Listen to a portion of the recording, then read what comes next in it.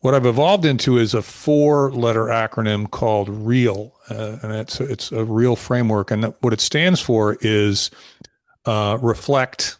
And we talk about self-reflection a lot, which is the empathy piece of this. It's the beginning of this. Let's reflect on what's going on before we presume we know what's going on.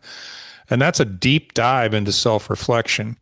And then the following one is to evaluate. So now that we've reflected on what's going on and who we are and what the challenges are, let's evaluate them.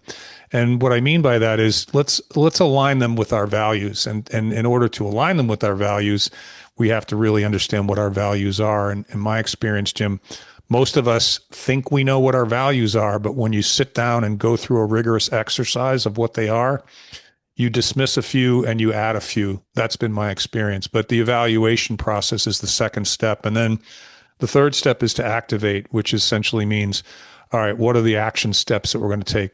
What are the tactics and strategies? What's the plan? What's the action plan? And then, that's a fairly rigorous exercise as well, but it builds confidence. It builds a framework. It builds a plan.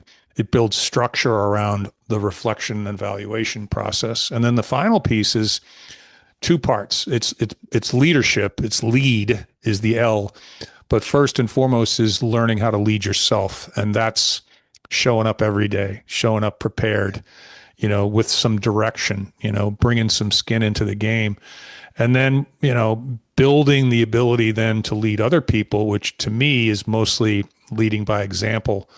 Fewer words, more listening, less talking, modeling behavior. It's like being a dad. We joke about it all the time. It's like my kids don't do what I say. They do what I do, and I think people are the same, or that's a human condition. So it's a real simple framework. It really is easy to use, but it addresses, I think, the evolution from self-reflection to leadership.